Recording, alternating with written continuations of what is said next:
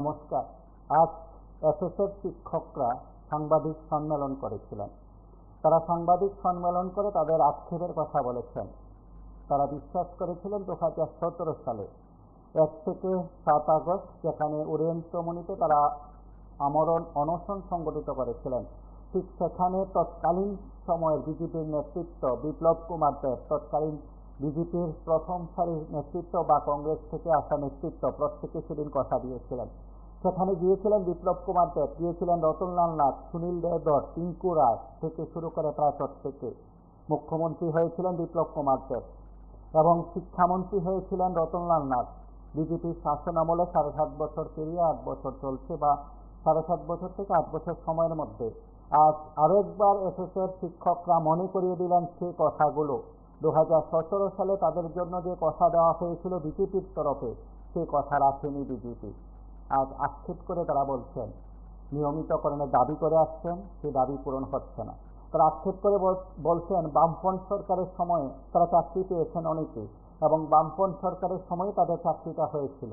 আর বামফ্রন্ট সরকারের সময় ডিএ মিলত, ডিএ ঘোষণা হলে, অর্থাৎ রাজ্য সরকারের শিক্ষক কর্মচারী অবসরপ্রাপ্ত ইত্যাদি সময়ে যে ডিএ দেওয়ার ঘোষণা হতো বামফ্রন্ট সরকারের সময়, তাদের সকলের সঙ্গে এসএসএ শিক্ষক কর্মচারীরাও ডিএ পেতেন। সেই ডিএ বন্ধ হয়ে গেছে 2018 সালের পর বিজেপির শাসন আমলে। এই কথাগুলো তারা আজ তুলে ধরেছেন। তারা সেদিন বিশ্বাস করেছিলেন যে হ্যাঁ, বামফ্রন্ট সরকার সরে গেলে তাদের খুব সুবিধা হবে, তারা নিয়মিত হয়ে যাবেন। এই সুযোগ সুবিধা বিজেপি সরকার দেবে, কারণ সেদিন কথা দিয়েছিলেন বিপ্লব কুমার দেব, কথা দিয়েছিলেন রতনলাল নাথ, কথা দিয়েছিলেন টিঙ্কু রায়রা, একেবারে আমরণ অনশন মঞ্চে বসে। আমরা সেদিনের কথাগুলো যদি আরেকবার আপনাদের কাছে তুলে ধরি, আরেকজন রয়েছেন তৎকালীন সময়ের অসমের অর্থমন্ত্রী, আজ অসমের মুখ্যমন্ত্রী হিমন্ত বিশ্ব শর্মা। সেদিন আমরণ অনশন মঞ্চের যে দৃশ্য আপনারা টিভির পর্দায় দেখছেন এই সময়ের মধ্যে, বা আপনাদের মাধ্যমে মোবাইলে যেখানে আপনারা আমাদের মাধ্যমগুলোতে দেখছেন, ফেসবুক কিংবা ইউটিউবে দেখছেন, ঠিক সেখানে দেখতে পেয়েছেন সুনীল দেওধর, বিপ্লব কুমার দেব, ওরিয়েন্টমণিতে তারা আয়োজনে উপস্থিত ছিলেন, রতনলাল নাথ। তারা সেদিন কথা দিয়েছিলেন যে বামফ্রন্ট সরকার তাদেরকে ইচ্ছাকৃতভাবে এবং সেই সরকারের নীতির কারণে তাদেরকে নিয়মিতকরণ করা হচ্ছে না, বিজেপি সরকারে এসে তাদের নিয়মিত করা হবে। তারাও দু হাত তুলে চিৎকার করে বলছিলেন যে সরকার পরিবর্তন হোক। এসএসএর শিক্ষকরা সেদিন, শিক্ষক কর্মচারীরা বামফ্রন্ট সরকারের সময়ে চাকরি বাগিয়ে নিলেও তারা সেদিন বিজেপি সরকার প্রতিষ্ঠিত হোক সেটা তারা চেয়েছিলেন, বামফ্রন্ট সরকারের পতন তারা চেয়েছিলেন। সবাই কিনা সেটা নিয়ে বিতর্ক থাকতে পারে, হয়তোবা তারা লাল ঝান্ডার বিরুদ্ধে সরাসরি রাস্তায় নেমে কথা বলছেন এমন নয়, কিন্তু তারা আক্ষরিক অর্থে সরকার পরিবর্তনে ডাক দিয়েছিলেন বিভিন্নভাবে বিভিন্ন কর্মসূচিতে, সেটাও ঘটনা। হয়তো তারা কেউ কেউ বিজেপির ঝান্ডা হাতে নিয়েছেন, কেউ কেউ বিজেপির ঝান্ডা হাতে নেননি, কিন্তু তারপরে তারা বলছেন যে বিজেপি সরকার প্রতিষ্ঠিত হোক। মন থেকে তারা বলছিলেন।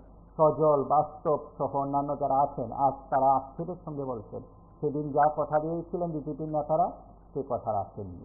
আজ যারা রাষ্ট্রবাদী সরকারের কাছে আশা করছেন যে কিছু একটা হবে, তারা আজ অসহায় হয়ে বলতে পারেন, আক্ষেপের সঙ্গে বলতে পারেন, আগরতলায় সাংবাদিক সম্মেলনে মিলিত হয়ে বলতে পারেন, দারুণভাবে তাদের মনের কথাগুলো বলছিলেন।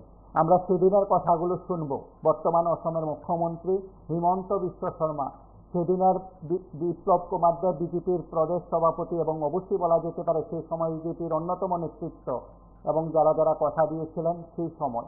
আমরা সেই সময় প্রাক্তন শিক্ষামন্ত্রী তপন চক্রবর্তীর বক্তব্য শুনব, সেদিন কি কথা দেওয়া হয়েছিল, এবং অবশ্যই সেই সময়ের আমরণ অনশন মঞ্চে বসে যারা কথাগুলো বলছিলেন আজকের সঙ্গে কথার ফারাক আছে কিনা আমরা তুলনামূলকভাবে কিছু বক্তব্য শুনব। আমরা আরেকবার বলছি, এই সময়ের মধ্যে রাজ্যের শিক্ষকরা যারা আছেন তার মধ্যে অবশ্যই এসএসএ শিক্ষকরা গুরুত্বপূর্ণ ভূমিকা পালন করছেন, এবং যারা কর্মচারীরা আছেন এসএসএর তারাও গুরুত্বপূর্ণ দায়িত্ব পালন করছেন। আমরা শুধু সেই সময় বিজেপির নেতৃত্ব যে কথাগুলো বলেছিলেন, সেই সময় ভোট প্রচারে এসে যে কথাগুলো বলছিলেন, আজকের সঙ্গে মিল নেই। কথাগুলো শুধু বিরোধীরা বলছেন তা নয়, যারা সেই সময় বিজেপির পক্ষে যারা কথা বলছেন আজ তারা তাদের মনের কথা বলছেন। আজ তারা বলছেন যে সেদিন কথা দিয়েছিলেন অসমের তৎকালীন সময়ের মন্ত্রী, আজকের মুখ্যমন্ত্রী হিমন্ত বিশ্ব শর্মা, তিনি কথা দিয়েছিলেন যে যারা রেকর্ড করে রাখবেন বক্তব্যগুলো, বারবার ঘুরিয়ে ঘুরিয়ে যখন চালাবেন তখন সেই কথাগুলো শুনবেন, মনে হবে যেন সেদিন কথা দিয়েছিলেন এখন একেবারে সপ্তম বেতন কমিশন হুবহু লাগু হয়ে গেছে, মনে হবে যেন ফিক্সড পে কথা উঠে গেছে ত্রিপুরায়, মনে হবে যেন এসএসের যারা আছেন তারা একেবারে নিয়মিত বেতন স্কেল পাচ্ছেন ইত্যাদি বিষয়গুলো যারা ঘুরিয়ে ঘুরিয়ে বক্তব্যগুলো শুনছেন, এখনো শুনছেন বা শোনাচ্ছেন, তারা বলছেন যে না, সেদিনের কথা আজ রাখা হয়নি, আজ কথাগুলো তারা বলছেন, সাংবাদিক সম্মেলন করে কথাগুলো বলছেন। আমি জানি না তাদের সাংবাদিক সম্মেলনের পর বক্তব্যগুলো প্রকাশের পর শাসক দলের তরফে কোনো বক্তব্য স্বেচ্ছায় কেউ মঞ্চে এসে বলবেন কিনা এটা জানা নেই। তবে এটা একটু মনে থাকবে অনেকেরই, আজকে যিনি রাজ্যের বিদ্যুৎ মন্ত্রী, কৃষিমন্ত্রী, তিনি বিজেপির, এই রাজ্যের বিজেপি সরকারের প্রথম বিজেপি সরকারের শিক্ষামন্ত্রী ছিলেন এবং তিনি কথা দিয়েছিলেন বেশ কিছু বিষয়। সেই বিষয়গুলো এই সময়ে হয়তো আমরা আর্কাইভজনিত সমস্যার কারণে সেই বক্তব্যগুলো সরাসরি শোনাতে পারবো না। আজ যারা শিক্ষকরা ছিলেন তারা বক্তব্যগুলো শুনিয়েছেন। সেদিন তো শিক্ষামন্ত্রী দায়িত্ব পাওয়ার পর কথা দিয়েছিলেন, বা তার আগে যদি বলা যেতে পারে 2018 সালের আগে রতনলাল নাথ কংগ্রেসের বিধায়ক কিংবা বিরোধী দলনেতা হিসাবে বেশ কয়েকটি সাংবাদিক সম্মেলন করে কথা দিয়েছিলেন যে যারা টেট শিক্ষক আছেন চাকরি প্রথম দিন থেকে তাদেরকে নিয়মিত করার সুযোগ তিনি দাবি করেছিলেন। তৎকালীন বামফ্রন্ট সরকারের সমালোচনা করেছিলেন। তিনিও তো রাজ্যে শিক্ষামন্ত্রীর দায়িত্ব পেয়েছিলেন, তার আমলে টেট শিক্ষকরা ফিক্সড পেতে চাকরি পেয়েছে, চাকরি প্রথম দিন থেকে নিয়মিত হয়নি রতনলাল নাথের শিক্ষামন্ত্রিত্বের সময়ে। ঠিক এই কথাগুলো যখন বলা হচ্ছিল, এসএসসি শিক্ষকরা বলছিলেন সেদিন রতনলাল নাথ কথা দিয়েছিলেন যে কোনোভাবে কারোর আন্দোলন করতে হবে না, কোনো ঝান্ডা হাতে নিতে হবে না, সরকার আন্তরিকভাবে কাজগুলো করবেন। যারা আমরণ অনশনে বসেছিলেন হয়তো সেদিক থেকে এই আন্দোলন কর্মসূচির দৃশ্যগুলো আরেকবার প্রমাণ করে যে তাদের জন্য কী হলো। আমরা একবার শুনবো, তুলনামূলক বক্তব্যগুলো শুনবো, সেদিনের বক্তব্য, আজকের ফের একবার বক্তব্য। पूरा जो सर्वशिक्षा का शिक्षा का हालत है और वो स्टेट गवर्नमेंट बाकी में उनका राजस्व जो मिली हुआ है, आरएसएस का मिली हुआ है, तो हम लोग तो आसाम में सर्वशिक्षा अभियान और स्टेट गवर्नमेंट का शिक्षा को दोनों को एक साथ सदस्य कमीशन दे रहा हूँ। आप लोग को आना चाहिए आसाम में सर्वशिक्षा अभियान का कॉन्टेक्चुअल शिक्षा भी 7 कमीशन मिलता है, रेगुलर शिक्षा भी 7 कमीशन मिलता है, और ये आने का बाद 35,000 मैसेज शिक्षा को ऑलरेडी रेगुलराइज कर दिया गवर्नमेंट ने। तो इन सभी को अभी शुरू करेगा। अगर एक बीजेपी सरकार आसाम में किया है तो एक बीजेपी सरकार त्रिपुरा में भी करेगा, तो बीजेपी ने दिया त्रिपुरा में जो सर्व शिक्षा का शिक्षा का हालत है और वो स्टेट गवर्नमेंट बाकी में उनका राजस्व जो मिली हुआ है, आरएसएस का मिली हुआ है, तो हम लोग तो आसाम में सर्वशिक्षा अभियान और स्टेट गवर्नमेंट का शिक्षा को दोनों को एक साथ सदस्य कमीशन दे रहा हूँ। आप लोग को आना चाहिए आसाम में सर्वशिक्षा अभियान का कॉन्टेक्चुअल शिक्षा भी 7 कमीशन मिलता है, रेगुलर शिक्षा भी 7 कमीशन मिलता है, और ये आने का बाद 35,000 मैसेज शिक्षा को ऑलरेडी रेगुलराइज कर दिया गया। त्रिपुरा में जो सर्वशिक्षा का शिक्षा का हालत है और वो स्टेट गवर्नमेंट बाकी में उनका राजस्व जो मिली हुआ है, आरएसएस का मिली हुआ है, तो हम लोग तो आसाम में सर्वशिक्षा अभियान और स्टेट गवर्नमेंट का शिक्षा को दोनों को एक साथ सदस्य कमीशन दे रहा हूँ। आप लोग को आना चाहिए आसाम में सर्वशिक्षा अभियान का कॉन्टेक्चुअल शिक्षा भी 7 कमीशन मिलता है, रेगुलर शिक्षा भी 7 कमीशन मिलता है, और ये आने का बाद 35,000 मैसेज शिक्षा को ऑलरेडी रेगुलराइज कर दिया गवर्नमेंट ने। इन सभी को अभी शुरू करेगा। अगर एक बीजेपी सरकार आसाम में किया है तो एक बीजेपी सरकार त्रिपुरा में भी करेगा, तो बीजेपी ने दिया त्रिपुरा में जो सर्व शिक्षा का शिक्षा का हालत है और वो स्टेट गवर्नमेंट बाकी में उनका राजस्व जो मिली हुआ है, आरएसएस का मिली हुआ है, तो हम लोग तो आसाम में सर्वशिक्षा अभियान और स्टेट गवर्नमेंट का शिक्षा को दोनों को एक साथ सदस्य कमीशन दे रहा हूँ। आप लोग को आना चाहिए आसाम में सर्वशिक्षा अभियान का कॉन्टेक्चुअल शिक्षा भी 7 कमीशन मिलता है, रेगुलर शिक्षा भी 7 कमीशन मिलता है, और ये आने का बाद 35,000 मैसेज शिक्षा को ऑलरेडी रेगुलराइज कर दिया गवर्नमेंट ने। तो इन सभी को अभी शुरू करेगा। अगर एक बीजेपी सरकार आसाम में किया है तो एक बीजेपी सरकार त्रिपुरा में भी करेगा। আবারও বলবো, যে অ্যাকশন মানিক সরকারকে যদি সামান্য পর্যন্ত ওনার মানবিকতা থাকে উনি স্বয়ং আসা দরকার এবং হাঙ্গারটাকে এখান থেকে উদ্ধার করার জন্য আপিল করা দরকার এবং অতি সত্বর তাদেরকে রেগুলারেশন করার জন্য ওনার বিধানসভাতে ল আনা দরকার। আমরা এখনো ওটাই বলবো যে একটা অভিন্ন পদ্ধতি যেহেতু এটা একটা সম্পত্তি এবং তাতে যেটা হচ্ছে শিক্ষা ব্যবস্থার মধ্যে একটা বিরাট পরিবর্তন হয়েছে এটা তো আসলে করতে পারবে না। तो मेरा बात आप लोग रिकॉर्ड कर लीजिए, बाद में सलाह देगा कि भारतीय जनता पार्टी का सरकार त्रिपुरा में आएगा, 7 पे कमीशन हम लोग देगा ही देगा, नहीं तो हमको एमपी इलेक्शन में कोई वोट ना दे। ये 10,363 शिक्षक को हम लोग न्याय देगा, साथ में बाकी युवक को भी नौकरी न्याय दूंगा और सर्व शिक्षा अभियान RMS का टीचर्स को भी न्याय मिलेगा। और सिक्स में जो लोग हैं आप लोग रिकॉर्ड कर लीजिए, फिर बाद में सालाना घुमा घुमा के सालाना अगर हम लोग नहीं करेगा तो। বর্তমান আসামের যে মুখ্যমন্ত্রী রয়েছেন হেমন্ত বিশ্ব শর্মাজি, উনি তখনকার সময়ে একটি প্রেস কনফারেন্সে উনি বলেছিলেন যে মোবাইলকে রেকর্ড করে লিজিয়ে नहीं हो तो ঘুমা ঘুমাতে সালানা। তো আপনারা দেখেছি অনেক সময় সেটাকে আপনারা দেখান, তার জন্য আপনাদেরকে ধন্যবাদ জানাই। আপনারা শুনলেন একেবারে 2017 সালের সেই বক্তব্য আমরা আপনাদের কাছে তুলে ধরেছি। সেদিনের আয়োজনে যারা উপস্থিত ছিলেন তারা কথা দিয়েছিলেন, সেদিন মানিক সরকারের পতন যারা চেয়েছিলেন, কোন ব্যাখ্যায় পতন চেয়েছিলেন সেই কথাগুলো আপনারা শুনলেন। আজ 7.5 বছর পর এসএসএস শিক্ষকরা আবার সাংবাদিক সম্মেলন করে সেই কথাগুলো একবার স্মরণ করিয়ে দিলেন। যারা সেদিন কথা দিয়েছিলেন তারা কথা রাখেননি, আদালতের রায়কে মান্যতা দেয়নি বলে অভিযোগ করতে শুরু করলো। তারপর সুপ্রিম কোর্টে গেল রাজ্য সরকার। আজ এসএসএস শিক্ষকরা আবেদন করছেন তামিলনাড়ু সরকারের মতন তাদের যে এসএলপি করা হয়েছে সুপ্রিম কোর্টে তা যেন প্রত্যাহার করে নেওয়া হয়। ত্রিপুরা সরকারের কাছে সে দাবি করছেন তারা। নমস্কার, কে বলছেন? নমস্কার। রাজা আছেন, কথা শোনা যাচ্ছে। আমি একজন সমগ্র শিক্ষা শিক্ষিকা বলছি। আজকে প্রথমত আপনাদের টিভি 24-কে অসংখ্য ধন্যবাদ জ্ঞাপন করছি, কারণ আপনারা আমাদের জন্য সমবেশী। বারবার আপনারা আমাদেরকে নিয়ে ভাবছেন, কথা বলছেন, আপনাদেরকে ধন্যবাদ দেওয়ার কথা মানবেন। আমার কথা হলো, আজকে আমরা সবাই সমগ্র শিক্ষা শিক্ষিকারা মুখ্যমন্ত্রীকে চিঠি লিখেছি, ফেসবুকে পোস্ট করেছি, ওনার পেজে দিয়ে পোস্ট করেছি। আগামীকাল 5 সেপ্টেম্বর শিক্ষক দিবস। দেখি উনি সবসময় বলেন যে যেমন কাজ করে তেমন পাওনা ওদেরকে দেওয়া হয়। ওনার বিবেক আমরা দেখলাম আগামীকাল 5 সেপ্টেম্বর 19 তারিখে যখন বিধানসভা অধিবেশন বসবে তখন ওনার কাছে আমরা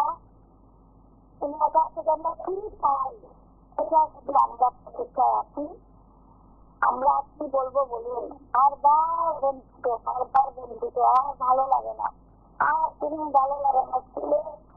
স্কুলে কাজ কিছুই করি, কিন্তু একই চেয়ারে একই সবজি বসি, 1 থেকে 5 জন প্রধান বসি, রেগুলার টিচার, আপনার সমগ্র শিক্ষা দেখা যায় ওনাদের মাসিক বেতন কত আর আমাদের কত।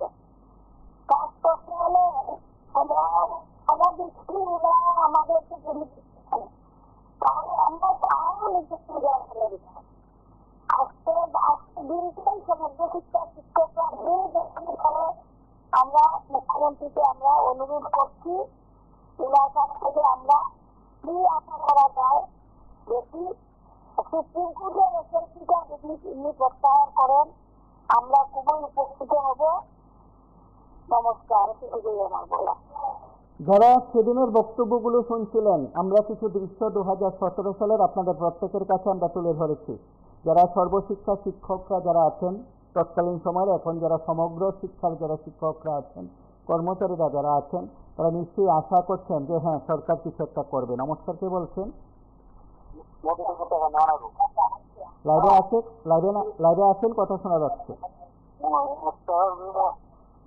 কথা দিয়ে কথার আগে সরকার আসলে এসএসসি পরীক্ষার আগে জন্মামঞ্চে বর্তমান সাংবাদিক সেমিনারে আসলে আমরা সব শুনলাম জানলাম, কিন্তু সরকারের কথাটা আমরা না সবাই অনেকে বলেছিল, বিরোধীরা বলেছিল যে দিল্লি সরকার জুমলা মিথ্যা প্রতিশ্রুতি দেয়।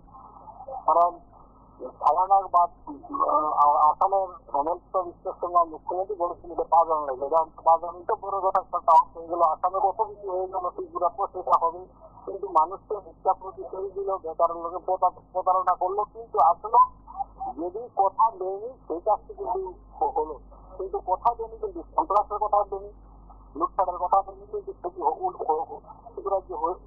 চলছে প্রতিনিয়ত। কিন্তু তাদের আসলে আমরা কথার কথাটা বলি, পুরানো কথা বলতে গেলে 2017 সালে দিল্লি সরকারটা 7-8 মাসের মধ্যে মিথ্যা প্রতিশ্রুতি দিয়ে বামপন্থী সরকারকে ক্ষমতাচ্যুত করেছিল। ত্রিপুরা রাজ্যে বামপন্থী সরকার প্রত্যেকটা বেকারের কর্মসংস্থান করে গেল, কিছুভাবে করে গেল, প্রতিনিয়ত ত্রিপুরা রাজ্যের উন্নয়নের কাজ করে গেল বামপন্থী সরকার। ক্যাবিনেটের মঙ্গলবারে ক্যাবিনেটের মাধ্যমে বিয়ের মাধ্যমে সবকিছু। কিন্তু এই যে কেন্দ্রের রাজ্যে ডবল ইঞ্জিনের সরকার, প্রধানমন্ত্রী যদি আগে স্বরাষ্ট্রমন্ত্রী অমিত শাহ যদি মিথ্যা প্রতিশ্রুতি দিয়ে আসলেও করে গেল, কিন্তু আসার পরে ত্রিপুরার মধ্যে আমরা কি দেখলাম, আমরা বেকারের সাথে কথা বলিনি, কিন্তু তাদের দলের মধ্যে কন্ট্রাক্টর মারামারি দেওয়া গেছে, সরকার দিকে তারা গেছে টাকা ভর্তি করবে, সেটা সারা ত্রিপুরার যে জীবিকা চলছে, নর্থে বলুন, ভূমিতে বলুন, সর্বক্ষেত্রে। কিন্তু আসলে আমরা মানুষের কাছে আবেদন করবো, সরকার যে মিথ্যা প্রতিশ্রুতি দিয়েছে প্রত্যেকটা দিন কিন্তু গণ আন্দোলন গড়ে তুলতে হবে এই সরকারের বিরুদ্ধে। কারণ মিথ্যা প্রতিশ্রুতি দিয়ে মানুষের ঠকিয়ে কিন্তু তারা ঠান্ডা করে থাকবে, কোটি টাকার মালিক হবে, বেকারকে রাস্তা বসিয়ে দিবে, বেকারের সাথে প্রতারণা করবে, কর্মচারীর সাথে প্রতারণা করবে, রেগার মাস্টারের সাথে প্রতারণা করবে, যারা রেগা কর্মচারী গ্রামে গঞ্জে সমাজে তাদের সাথে প্রতারণা করবে, সেই সাথে প্রতারণা করবে। কিন্তু সেটা তো করার কথা ছিল না, উন্নয়ন করার কথা ছিল। কিন্তু সমস্ত রাজ্যে যে সরকারগুলো মিথ্যা প্রতিশ্রুতি দিয়ে তারা পাল্টা জবাব দেওয়ার মধ্যে মিথ্যা কথা বলতে যাতে কিন্তু মুখ রাখে না, কিন্তু মিথ্যা বলতে বলতে এমন হয়ে গেল কিন্তু মানুষ শুনছে মানুষ।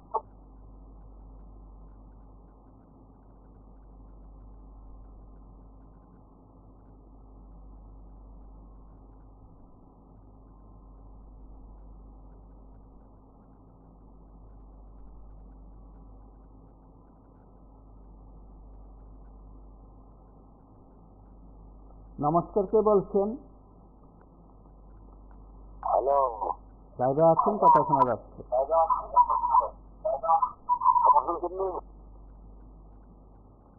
আপনারা রাজ্যের বিভিন্ন জায়গা থেকে আমাদের সঙ্গে কথা বলছেন, যখন আমাদের সঙ্গে কথা বলবেন অন্য কোনো মাধ্যম থেকে বক্তব্য শুনবেন না, রেকর্ড করে বক্তব্যগুলো পরে শুনবেন। সরাসরি অনুষ্ঠানে কথা বলুন, আপনাদের ভাবনা প্রকাশ করুন। হ্যালো, কথা বলুন।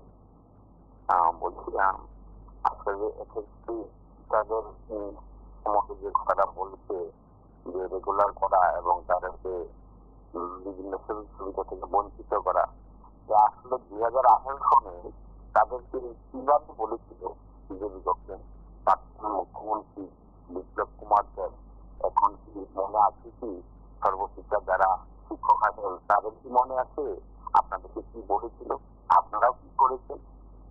আসলে কোন সরকার ভালো করে কোন সরকার খারাপ করে সেই জিনিসটা কিন্তু ত্রিপুরার মানুষের মনে দিতে কিন্তু অনেক সময় চেতনা থাকে না, যার জন্য সেই দুর্দশার মধ্যে ত্রিপুরার যে মানুষ পড়েছে। প্রত্যেকটি মানুষকে প্রতিশ্রুতি দিয়েছে বিজেপি গভর্নমেন্ট, তারা যদি সরকার আছে প্রত্যেকটি মন্ত্রী এবং সিএম আসামের মুখ্যমন্ত্রী পর্যন্ত ত্রিপুরাতে এসে এই প্রতিশ্রুতির সঙ্গে সামিল হয়েছিলেন। প্রধানমন্ত্রী থেকে আমাদের স্বরাষ্ট্রমন্ত্রী থেকে প্রতিরক্ষামন্ত্রী থেকে যত মন্ত্রী ছিল, উত্তরপ্রদেশের থেকে আর কোন মন্ত্রী তাদের বাদ সমস্ত মন্ত্রী এসে বাম গভর্নমেন্টকে কিভাবে সরানো যায় শুধু সেইভাবে মিথ্যা প্রতিশ্রুতি হারে দিয়ে এই সরকারটাকে সরাচ্ছে। তখন বলেছিল যখন তারা সর্বশেষ তারা আন্দোলন করছিল বাম সরকারের বিরুদ্ধে যে আমাদেরকে রেগুলার করার জন্য, তখন কি বলেছিল যে কেন্দ্রীয় একটা প্রকল্প আমরা কেন্দ্রীয় গভর্নমেন্ট থেকে পয়সা করে সঠিকভাবে পাই আমরা করে দেবো। কিন্তু তারা কিন্তু তখন সেই জিনিসটা নিশ্চয়ই মানছে না। তখনই বিপ্লব দেবরা বলেছিল যে আমরা আমরা সর্বস্তরে আমরা সম্পূর্ণভাবে তাদেরকে রেগুলার করে দেবো এবং তাদের সমস্ত সেভেন কমিশন পর্যন্ত তাদেরকে দিয়ে দেবে। যে সেভেন কমিশন কথা বলেছিল যে সরকারটা বিজেপি সরকার সেভেন কমিশন ত্রিপুরাকে সমস্ত কর্মচারী হয়েছে হয়েছে সেভেন সাধারণ দিয়ে বসছে এটাই সেভেন কমিশন। এটা দেখা গেল যে তারা বিজেপির গভর্নমেন্টের যে মন্ত্রী এমএলএ তাদেরকে একটা বিজেপি কিন্তু তাড়াতাড়ি বেরিয়ে নিচ্ছে। কর্মচারীদেরকে দিয়ে পর্যন্ত দেওয়া হয়নি, এখন পর্যন্ত কর্মচারী অধিকার 22% দিয়ে পাওয়া আসছেন।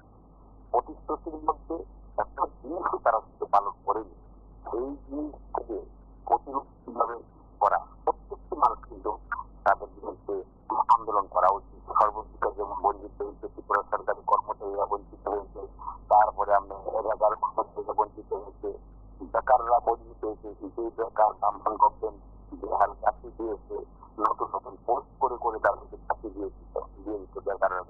কোনো বেকারের পোস্ট যখন খালি হতো তখনই উল্লেখ করতো, এখন কিন্তু পোস্ট খালি দিয়ে সমস্ত দপ্তর পোস্ট খালি আছে ত্রিপুরা। ঠিক এই সভার মধ্যে রাজ্যের শিক্ষক কর্মচারী যারা আছেন, এসএসএর যারা আছেন, আমার কথাগুলো যারা শুনছেন অনেকেই বলবেন যে সেদিনের কথার সঙ্গে আজ তারা কেন বলছেন। কারণ এই কারণে বলছেন, কেউ বলছিলেন যে দীর্ঘদিন ধরে তারা অপেক্ষা করছিলেন, আর কিছু হচ্ছে না। আমরা আপনাদের কাছে কিছু দৃশ্য তুলে ধরলাম। নমস্কার, কে বলছেন? আমি চেয়ারম্যান থেকে বলছি। হ্যাঁ, এখন শুধু শিক্ষক কর্মচারী না, ত্রিপুরার যে সমস্ত কর্মচারী এটা আরম্ভ করে সাধারণ মানুষের কাছে এই যে একটা রাষ্ট্রবাদী সরকার বলে আমরা কিন্তু সেখানে রাষ্ট্রবিরোধী সরকার বলি। ত্রিপুরার মানুষের বড় আশা ছিল সুশাসন দিব, মানুষের ন্যায় দিব, যেমন পরিচয় চাকরির মতো কিছু লোকাল ছিল, আরেকজনকে বাহুরা আসাম চেষ্টা।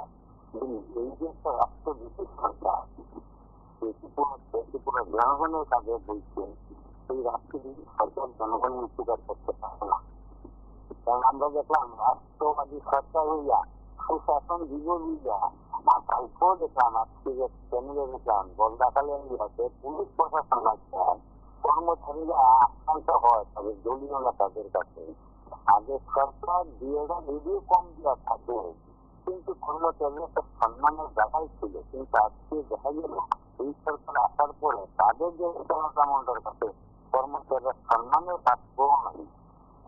যে টাকা দিব তারা যারা সম্মান দিতে পারে না, মা বোনেরা সম্মান দিতে পারে না, যারা বয়স্ক তারাও সম্মান দিতে জানে না, তারা জনগণের জন্য কি করতে পারে? যেখানে অবদত্ত সরকার ত্রিপুরাতে চলছে আর অবদত্ত মন্ত্রীরা যদি রাজ্য চালায়, এই ত্রিপুরা জনগণের এই যুদ্ধ পাওয়া যাবে না। আগামী 2028-এ এই বিজয়ের ঘন্টা বাজবে, আর বেশি দিন সময় নয়। আর অবদত্ত সরকার ত্রিপুরাতে জনগণ কোনোদিন আনতো না, এটুকুই কথা।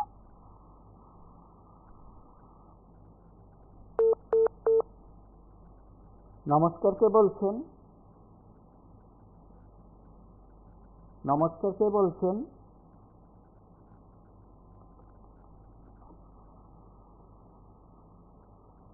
হ্যালো, কথা বলুন। নমস্কার স্যার। হ্যালো, কথা বলুন। হ্যালো,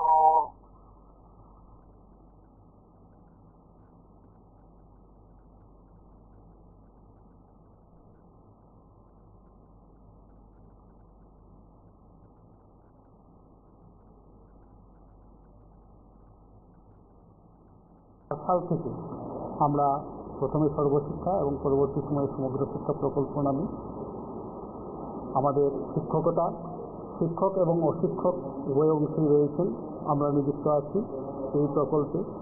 এবং আজ দীর্ঘ 21 বছর যাবৎ আমরা এই সমগ্র শিক্ষা প্রকল্পে আমরা নমস্কার কেবল সমস্ত ত্রিপুরা বিভিন্ন। নমস্কার দাদা, আমি সুনীল কুমার ভাই বলছি, আমি দুর্নাম সংগঠন থেকে বলছি।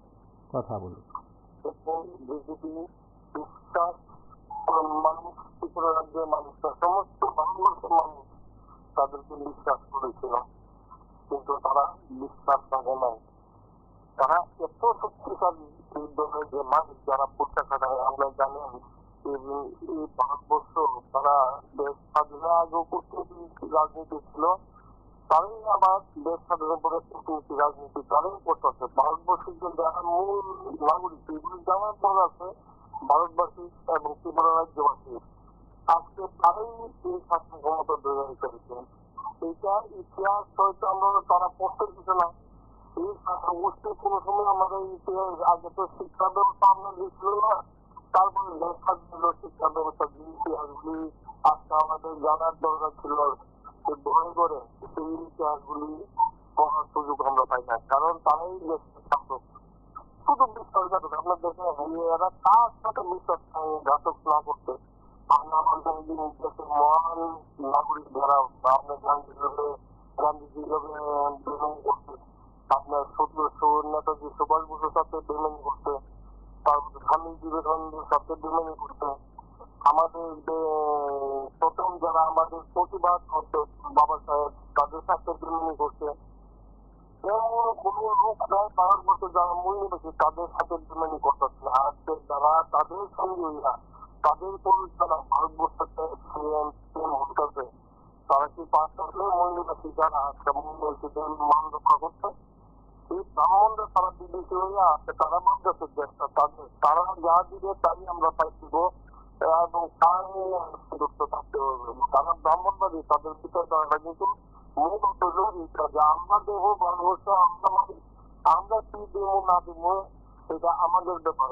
আজকে দেখুন তারা কিভাবে শিক্ষণ করে তাদের পক্ষপাতিত্ব শুধু মন্ত্রিসভা ভালো করে পক্ষপাতিত্ব করছেন। এরা একটা প্রকাশ করে না, কারণ এরা এত টাকা করছে দিচ্ছে সাবসিডি দিচ্ছে, সব টাকা নিয়ে সমস্ত যত মন্ত্রী দান করছে তারা ব্ল্যাক লিস্ট যাদেরকে আজকে একটা লোক পদত্যাগ করতে বেরিয়ে দিচ্ছে। শুধু মন্ত্রিসভা দেওয়া তারা মন্ত্রীরা ঠিক আছে। আর একটা বস্তু হইল ইন্ডিয়ান নেতৃত্ব ইন্ডিয়ান, তাইলে একটা চিন্তা করেন ভারতবর্ষটার তারা কিভাবে কবজা করে রেখে দিচ্ছে। তবে আমরা বেরিয়ে আছি, আমরা ইতিহাস জানার লোক, আপনার মধ্যে 10 লক্ষ হয়তো লাইনে আছে, তারও জানতে পারতেছে এমন একটা পরিস্থিতি।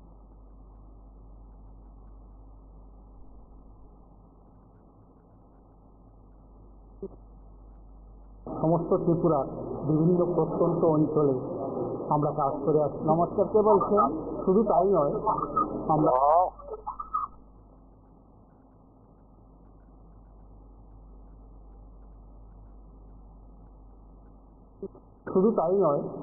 আমরা গর্বের সঙ্গে বলতে পারি ত্রিপুরার যে এডিসি এলাকাগুলি রয়েছে সেই এডিসি এলাকাগুলিতে। নমস্কার, কে বলছেন? নমস্কার, বলছি দেখুন রাজ্য সরকারের অধীনে রাজ্য সরকার প্রচুর বিভিন্ন দপ্তরে অর্থ দপ্তরের অনুমোদনহীন এবং অনুমোদন আছে, প্রচুর সংখ্যক লোক নিয়োগ করছে। কিন্তু অর্থ দপ্তর 2003 পরে একটা সার্কুলার জারি করছিল বিগত দিনে যে এখন থেকে যদি অনুমোদন ছাড়া কোন লোকের প্রতিটা দপ্তরে রাখে, প্রতিটা দপ্তরের অধিকর্তার পাশাপাশি আধিকারিক এবং আধিকারিক রাখার পরে এখন দেখা গেল যে তার বেতন দিতে পারছে না, বেতন দেয় না, ফান্ড আইলে 3 মাস 6 মাস করে বেতন দেয়। এই জিনিসটা তাহলে আর কি আধিকারিক নিব না অর্থ দপ্তর নিব? যেহেতু অর্থ দপ্তরের বিনা অনুমোদন নিচ্ছে এবং আধিকারিকদের বিরুদ্ধে তোমার এইভাবে অ্যাকশন নেওয়া হয় না, এবং প্রতিটা পরিবার যেহেতু দপ্তরে কাজ করে তাদের বেতন দেওয়া 3 মাস 4 মাস 5 মাস 6 মাস পরে এই আপনার চ্যানেলের মাধ্যমে জানাতে চাই প্রতিটা দপ্তরেই সমস্ত নিয়োগ করে রাখতে হবে। কিন্তু বিগত দিন আবার দেখি 2008-2009 সালে অর্থ দপ্তরের যে গাইডলাইন ছিল 10 বছর চাকরি করা নিয়মিত ভাবে করছে, কিন্তু আজকে বাস্তবে দেখেন 2018 থেকে সার্কুলার জারি করছিল যে এখন থেকে নিয়মিতকরণ বদ্ধ। এই সার্কুলারটা যাতে আপনার চ্যানেলের মাধ্যমে জানাতে হবে প্রত্যাহার করে এবং যারা 10 হয়েছে 2 বছর কাজ করে তাদের যাতে সমভাবে সময় মতন অনুযায়ী যাতে নিয়মিত কর্মচারীর মতো কাজ করে তাদের যাতে রোজগার করা হয় সেটি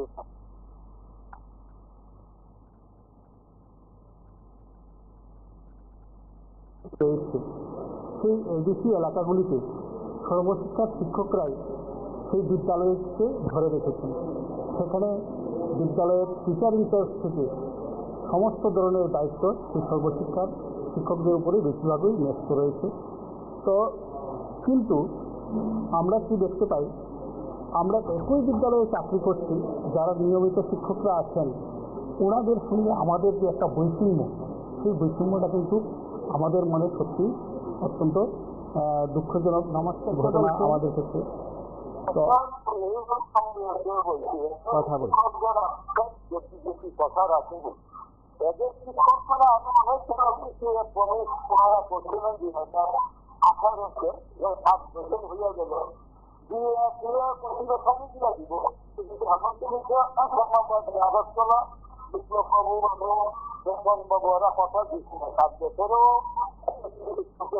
হইল না এরা টাকা নিতে যান আজকে 3 বছর 3 বছরের মধ্যে যদি ওনারা শিক্ষক করে হয়তো কারণ ভোট যে দিছিল ওনারা একটা আশা পেয়ে দিয়েছিল এটা তো শিক্ষা করছিল এটা আসলে অন্য যেটা ভালো থাকবেন ভালো থাকবেন।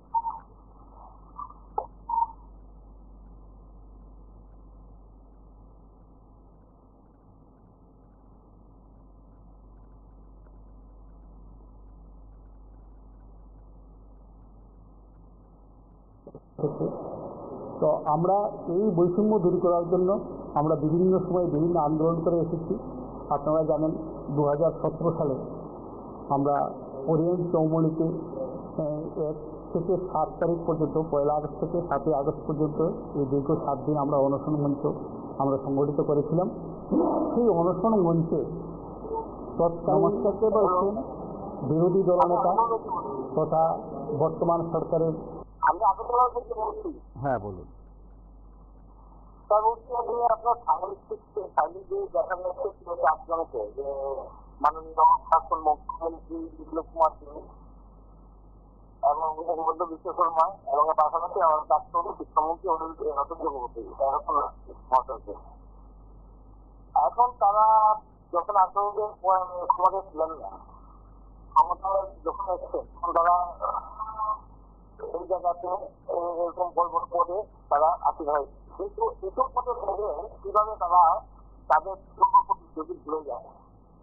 আসলে শিক্ষকরা এবং নন টিচিং স্টাফরা যারা দীর্ঘদিন ধরে কাজ করছেন ওই সময় তারা আমাদের প্রতিশ্রুতি দিয়েছেন যে আমাদেরকে 3 মাসের মধ্যে রোজগার করবে। তাদের যারা বক্তারা ছিলেন তারা ফোন করে আপনাকে জানিয়েছে, সেটা তারাও জানেন।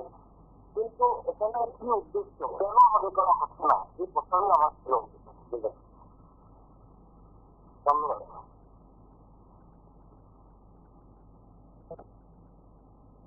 বর্তমান সরকারের তিনি প্রাক্তন মুখ্যমন্ত্রী শ্রী বিপ্লব কুমার দেবজি মহাশয় বর্তমান মন্ত্রিসভায় নিয়োজিত আছেন। বিভিন্ন মন্ত্রীগণ রতনলাল নাথ সহ সুশান্ত চৌধুরী ওনারা অনেকেই রয়েছেন। ওনারা এসেছিলেন। ওনারা এসে ওই দিন আমাদেরকে প্রতিশ্রুতি দিয়েছিলেন যে আমাদের যে বিভিন্ন কাগজপত্র রয়েছে সেই কাগজপত্রগুলি দেখে ওনারা প্রতিশ্রুতি দিয়েছিলেন যে আমাদের নিয়মিতকরণের কোনো বাধা নেই এবং যদি সরকার বিজেপি সরকার যদি রাষ্ট্রবাদী সরকার প্রতিষ্ঠিত হয় তাহলে ওনারা আমাদেরকে নিয়মিত করবেন। এমনকি আপনারাও দেখেছি অনেক সময়, আপনাদেরকে আমরা ধন্যবাদ জানাই এই কারণে যে আপনারা দেখেছি অনেক সময় আপনারা বিভিন্ন মিডিয়াতে আপনারা দেখান।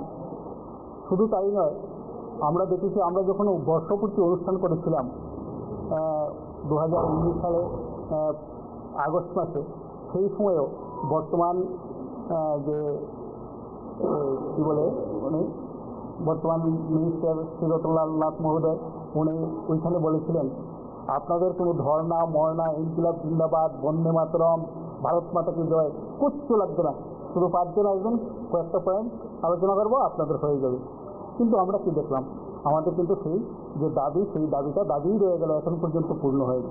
ইভেন 2015 সালে আমাদের পক্ষ থেকে মাননীয় ত্রিপুরা উচ্চ আদালতে একটি আপিল করা হয়েছিল, একটি কেস করা হয়েছিল, সেটাও 2021 সালে রায় বেরিয়েছে। সেখানে বলা হয়েছিল যে নিয়মিত করার জন্য, কিন্তু এখানে কী হয়েছে, একটা স্কিম তৈরি করা হয়েছে। স্কিম তৈরি করে মুসলিম কয়েকজনকে নিয়মিত করা হয়েছে, বাকিরা কিন্তু সবাই সেই স্কিম থেকে বাদ করে গেছেন, নিয়মিত কিন্তু হয়নি। এবং পরবর্তীতে আবার আরেকটি কেস করা হয়, তাও আবার 2023 সালে আরেকটি রায় বেরিয়েছে, সেখানেও আমাদেরকে বলা হয়েছে যে নিয়মিত করার জন্য। কিন্তু জানি না কোন এক অদৃশ্য কারণে সেই কেসটিকে বর্তমানে সুপ্রিম কোর্টে নিয়ে যাওয়া হয়েছে। কিন্তু এখানে দুঃখের বিষয় না বললেই হয় না। আমরা যখন এই বর্তমান মুখ্যমন্ত্রী শ্রীযুক্ত আমাদের শ্রদ্ধেয় মুখ্যমন্ত্রী মানিক সাহাজির সঙ্গে আমরা দেখা করেছিলাম, উনি বলেছিলেন যে আমাদের দেশকে আমাদের যে এই বিষয়টি সেটিকে উনি গুরুত্ব সহকারে দেখবেন এবং আমাদেরকে উনি আশ্বস্ত করেছিলেন। কিন্তু পরবর্তীতে কি দেখলাম, উনি যখন আমাদেরকে এই কথাগুলি বলেছেন এর আগেই কিন্তু সেই কেসটা সুপ্রিম কোর্টে নিয়ে যাওয়া হয়েছে, যদিও সেটা বর্তমানে সুপ্রিম কোর্টে চলছে। তো আমরা এখন আপনাদের সামনে দাঁড়ানোর অর্থ হলো এটাই, যদিও সুপ্রিম কোর্ট থেকে সেটা শেষ না হওয়া পর্যন্ত জানি না কী হবে। তো আমরা দেখেছি এর মধ্যেই বিভিন্ন রাজ্যের যে রায়গুলি বেরিয়েছে, সেখানে একটি রাজ্য, সেটা সম্ভবত তামিলনাড়ু, তামিলনাড়ুর একটা রায় বেরিয়েছে। রায় বেরোনি, তামিলনাড়ু একটা আপিল করেছিল সুপ্রিম কোর্টে, তারা শেষ পর্যন্ত সেটা উইথড্র করে নিয়েছে।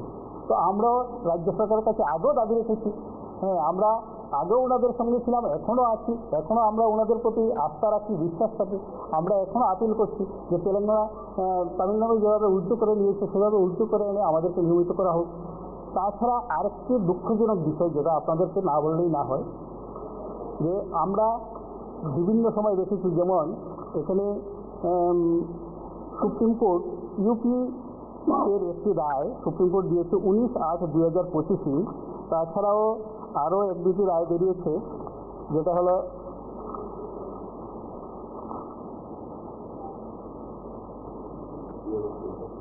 20/5/25, সেটা state of Punjab versus Jagdeep Singh 2017, সেই একটা রায় বেরিয়েছে।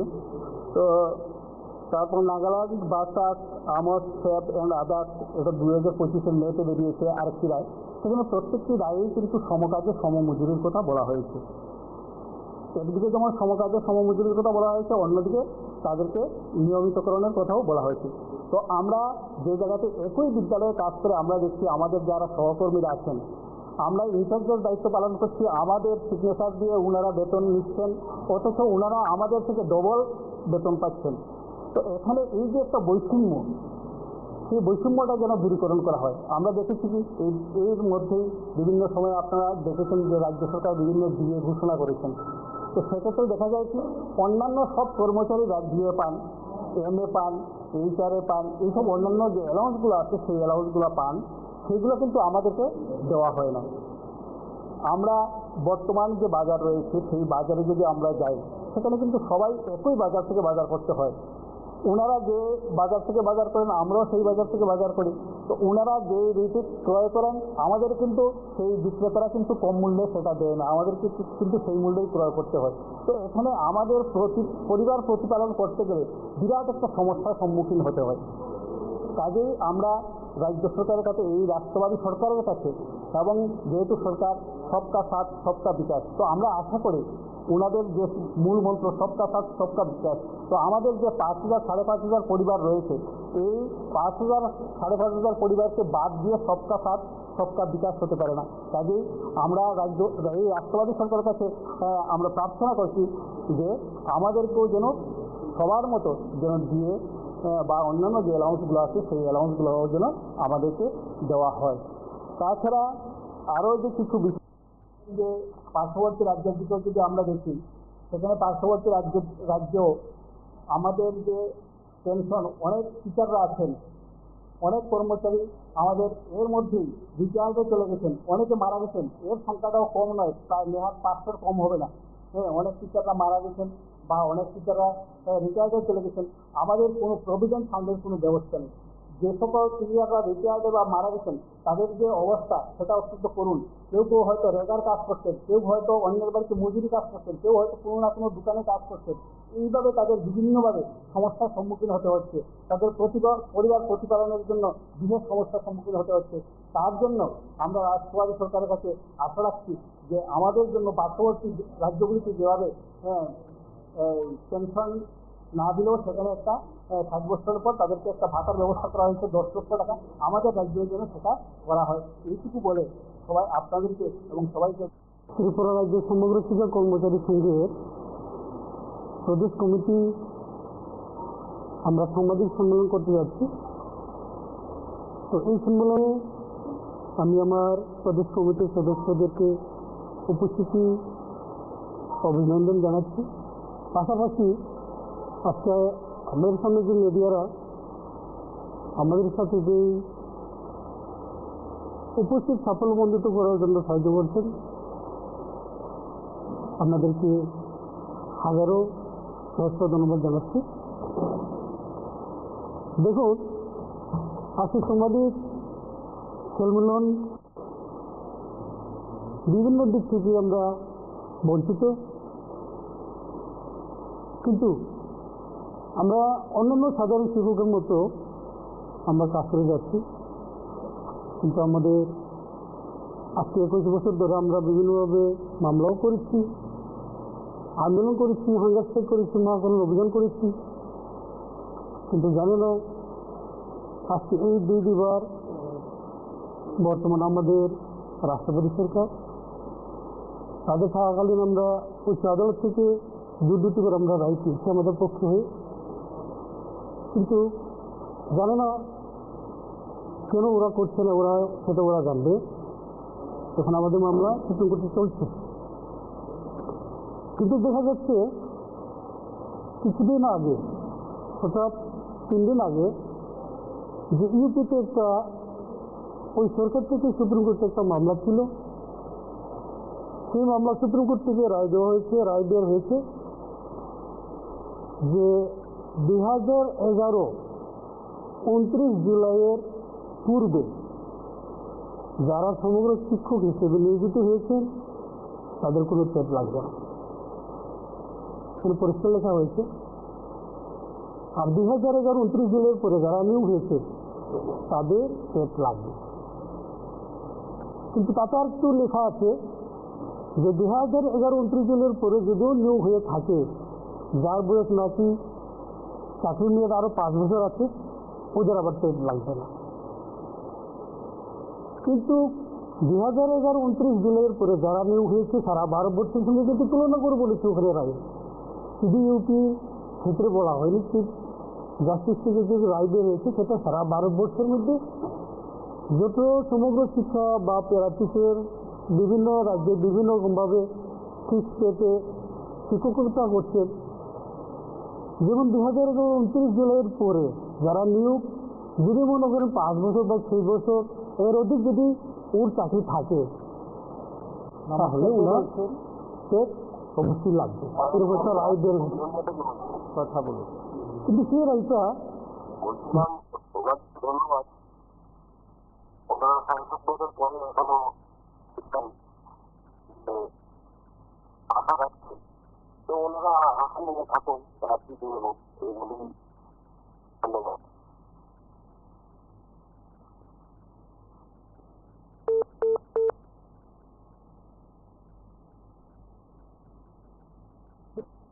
এই রায়টা যে ইউপি সুপ্রিম কোর্টে যে রায় দেওয়া হয়েছে, এই রায়টা আমাদের গত 23 ত্রিপুরা উচ্চ আদালত থেকে রায় বের হয়েছিল সেম এরকম। যেমন এখানে আমাদের রাজ্য থেকে রায় বের হয়েছিল যে 2011 29 জুলাইয়ের আগে যারা নিয়োগ হয়েছে এসএসসি আন্ডারে তারা কোনো টেট লাগবে না, এরপরে যারা তারা টেট লাগবে। তো যাই হোক, আমি বেশি কিছু বলবো না, আমার সহ কর্মী বন্ধুরা আছেন, ওরা বিস্তারিত তারা আলোচনা করবেন। তা আমি মনে করবো, আমি আশা রাখবো সরকার, আমাদের রাষ্ট্রপতি সরকার এই রাজ্যে আমাদেরকে দেখে অবিলম্বে সুপ্রিম কোর্ট থেকে যে মামলাটি যদি উইথড্র করে নেন তাহলে আমরা খুবই উপকৃত থাকবো এবং খুশি হব, সেই আশাটুকু রাখবো এবং রাখছি। এই কথা বলে আমি সংক্ষিপ্ত আলোচনা আমার এখানে রাখছি। ধন্যবাদ মিডিয়া বন্ধুদেরকে, মোহাম্মদ সহকর্মী বন্ধুদেরকে ধন্যবাদ।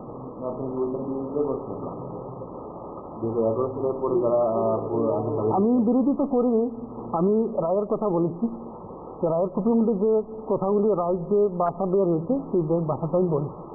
আমি ব্যক্তিগতভাবে কোনো ভাষাটা এখানে বানিয়ে বলিনি।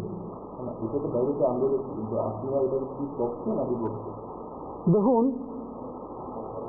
আমরা এতদিন স্ট্রাগল করে এসেছি যে আমি ওদের পক্ষেও বলবো না, বিপক্ষেও বলবো না, কারণ ওরাও ওদের জীবন জীবিকা নিয়ে ওরাও সংগ্রামী করছে। আমি কেন বিরোধিতা করবো? আমি তাদের পক্ষে বলবো, আমি বলবো সবার পক্ষ হয়ে রায়টা আসুক, কিন্তু তারপরে যদি সুপ্রিম কোর্ট থেকে যে রায়টা বেরোচ্ছে এর থেকে আমরা সাধারণ শিক্ষক হিসেবে আর কি বলবো। On the eve of teachers day, আমি সবাইকে টিচার্স ডে উপলক্ষে হার্দিক শুভেচ্ছা জানাচ্ছি। তো আমার যে বলার যে আমাদের রাজ্যে সমগ্র শিক্ষাতে যারা শিক্ষক এবং অশিক্ষক কর্মচারীদের ডিমান্ড নিয়ে আমি কয়েকটি কথাই বলবো। যে আমার ফর্মার স্পিকার অলরেডি অনেক কিছুই বলেছে, তার মধ্যে আমি কয়েকটা কথা অ্যাড করব, কয়েকটি ডিমান্ড তুলে ধরব। সেটা হচ্ছে যে প্রথমেই বলবো, আমাদের প্রথম সিন্স আমরা যখন অনশন করেছি আমার নেতৃত্বে 2017 5 আগস্ট 7 আগস্টে, ওই সময় থেকে আমাদের মেন ডিমান্ডটা হচ্ছে নিয়মিতকরণ। কিন্তু রিসেন্টলি যে রুলিংগুলো আছে সুপ্রিম কোর্টের, যে জাজমেন্টগুলো আছে, যেমন Jagjit Singh and state of Punjab 2017, 2025 নাগাল্যান্ডে সমগ্র শিক্ষায় কর্মরত রামসা টিচারের নিয়েও 20 মে 2025 জাস্টিস দীপঙ্কর দত্তার বেঞ্চে একটি রায় বেরিয়েছে এবং ওই রায়ে স্পষ্ট বলা আছে সমকাজে সমবেতন, মানে সেটাতে সব ইনক্লুড থাকবে, DA, HRA, house rent, grade pay, everything. ওই যে গ্রেড মানে 7 বা স্কেল অফ পে যেটা আছে ওই রিলেটেড সব সেখানে কন্ট্রাকচুয়াল রেটকেও দিতে হবে, কারণ we are working same duties like academic হোক বা অ্যাডমিনিস্ট্রেটিভ হোক বা বিভিন্ন কাজ আমরা অন্যান্য কর্মচারীদের মতো আমরা করছি। এবং সুপ্রিম কোর্ট বলেছে article 14, article 16 and article 39 violate করা যাবে না। ওই সমস্ত টিচারদেরকে মানে রেগুলার কর্মচারীদের মতোই সমস্ত দিয়ে অন্যান্য বাটাগুলো দিতে হবে। This is the recent honourable supreme court judgement. আরেকটি কথা বলবো, রিসেন্টলি যেটা বের হয়েছে শিক্ষা মিত্রদের কলকাতার যে কেসটা ডিভিশন বেঞ্চে এই মাসেই এই কয়েকদিন আগেই বেরিয়েছে, সেটাতেও বলা হচ্ছে যে বিভিন্ন যে বাটা যেটা পায়নি মানে শিক্ষা মিত্ররা কলকাতা পশ্চিমবঙ্গে, তাদেরকে তার এরিয়া সহ বিভিন্ন সুবিধা দিতে হবে, ইনক্লুডিং ডিএ, এইচআরএ, এমএসসিএ সব দিতে হবে। এটা হচ্ছে সুপ্রিম কোর্টের রুলিং। কিন্তু খুব দুঃখের সাথে বলছি, আমাদের রাজ্যে যারা কন্ট্রাকচুয়াল আছে তাদেরকে এখনো দিয়ে হাউস রেন্ট বা গ্রেড পে এটা এখনো আমাদেরকে দিচ্ছে না সরকার। তাই আমি সমস্ত শিক্ষক এবং অশিক্ষকদের হয়ে আমি সরকারের কাছে হাম্বল রিকোয়েস্ট করছি, যাতে যে প্রিন্সিপাল অফ ন্যাচারাল যে জাস্টিস আমাদেরকে দেওয়া হয়, দ্যাট ইজ ডিএ আর এইচআরএ, এমএ, আদার্স যে অ্যালাউন্সগুলো, পাশাপাশি আমাদের একটাই ডিমান্ড রেগুলারাইজেশন, সেটা আমাদেরকে অতি সত্বর মানে প্রদান করা হোক, যেহেতু দিস ইজ দ্য মান অফ টিচার্স ডে। এই প্রাককালে আমি আমাদের মাননীয় মুখ্যমন্ত্রী তথা শিক্ষামন্ত্রীর কাছে আমি অনুরোধ রাখবো, আমাদের ডিমান্ডগুলিকে এই মাসের মধ্যে যাতে ফুলফিল করা হোক এবং শিক্ষক দিবসের একটা বড় উপহার আমাদেরকে দেওয়া হোক, সেটাই আমি আপনাদের মাধ্যমে মাননীয় মুখ্যমন্ত্রীর কাছে অনুরোধ করছি। এবং কয়েকদিন আগেও আমি পার্সোনাল একটা চিঠি দিয়েছিলাম ডিএ সংক্রান্ত বিষয়ে মুখ্যমন্ত্রী এবং এসপিডির কাছে। আমি আশা রাখবো যে সরকার আমাদের ডিমান্ডগুলা অতি দ্রুত যাতে ফুলফিল করে। এটা হচ্ছে আমাদের আমাদের যে পার্শ্ববর্তী রাজ্যের দিকেও যদি আমরা দেখি, সেখানে পার্শ্ববর্তী রাজ্যেও আমাদের যে পেনশন অনেক টিচাররা আছেন, অনেক কর্মচারী আমাদের এর মধ্যে রিটায়ার্ডে চলে গেছেন, অনেকে মারা গেছেন। এর সংখ্যাটাও কম নয়, প্রায় নেহাত 500 কম হবে না। হ্যাঁ, অনেক টিচাররা মারা গেছেন বা অনেক টিচাররা রিটায়ার্ডে চলে গেছেন, আমাদের কোনো প্রভিডেন্ট ফান্ডের কোনো ব্যবস্থা নেই। যে সকল সিনিয়ররা রিটায়ার্ডে বা মারা গেছেন তাদের যে অবস্থা সেটা অত্যন্ত করুন। কেউ কেউ হয়তো রেগার কাজ করছেন, কেউ হয়তো অন্যের বাড়িতে মজুরি কাজ করছেন, কেউ হয়তো কোনো না কোনো দোকানে কাজ করছেন। এইভাবে তাদের বিভিন্নভাবে সমস্যার সম্মুখীন হতে হচ্ছে, তাদের পরিবার প্রতিপালনের জন্য বিশেষ সমস্যার সম্মুখীন হতে হচ্ছে। তার জন্য আমরা রাষ্ট্রবাদী সরকারের কাছে আশা রাখছি যে আমাদের জন্য পার্শ্ববর্তী রাজ্যগুলিতে যেভাবে পেনশন না দিলেও সেখানে একটা 60 বছরের পর তাদেরকে একটা ভাতার ব্যবস্থা করা হয়েছে 10 লক্ষ টাকা, আমাদের রাজ্যের জন্য সেটা করা হয়। এইটুকু বলে সবাই আপনাদেরকে এবং সবাইকে ধন্যবাদ জানিয়ে আমার আলোচনা এখানে শেষ করছি। আপনারা শুনলেন বিভিন্ন জনের বক্তব্য, সেদিক থেকে স্পষ্ট যে তারা তাদের কথাগুলো আরেকবার সরকারের কাছে তুলে ধরার চেষ্টা করছেন। আগামীকাল শিক্ষক দিবস, রাজ্যের মুখ্যমন্ত্রী তথা শিক্ষামন্ত্রীর উপস্থিতিতে বর্ণময় অনুষ্ঠান আগরতলায় রবীন্দ্র শতবার্ষিকী ভবনে। এই রাজ্যের শিক্ষকরা বলছেন, যারা স্নাতক এবং স্নাতকোত্তর, তারা বলছেন কেন্দ্রীয় সরকারের শিক্ষকদের সঙ্গে তাদের বেতন বৈষম্য রয়েছে, বিশেষ করে গ্রেড ফারাক অনেকটা রয়েছে এই রাজ্যের শিক্ষকদের সঙ্গে কেন্দ্রীয় সরকারের প্রতিষ্ঠানের শিক্ষকদের। সেদিক থেকে এই ফারাক দূর করার ক্ষেত্রে সরকারের কি ভূমিকা রয়েছে এই কথাগুলো বলা হচ্ছে। শুধু তাই নয়, স্কেল থেকে শুরু করে সমগ্র বিষয় নিয়ে এই রাজ্যের শিক্ষক কর্মচারী প্রত্যেকে প্রায় প্রতিদিন নিজেদের আক্ষেপের কথা বলছেন। সরকারের কাছে তারা কেন্দ্রীয় হারে দিয়ে চাইছেন এবং 8ম বেতন কমিশন গঠনের জোরালো দাবি করছেন। এসএসএর শিক্ষক কর্মচারীরা আজ নিয়মিতকরণের দাবি করছেন, দিয়ে দাবি করছেন। আগামীকাল শিক্ষক দিবস, মুখ্যমন্ত্রীর উপস্থিতিতে এই আয়োজন, সেই অনুষ্ঠানে কি মুখ্যমন্ত্রী বড় ধরনের কোনো ঘোষণা করবে, সেই অপেক্ষায় এ রাজ্যের শিক্ষকরা। আজ এ পর্যন্তই। নমস্কার, শুভরাত্রি।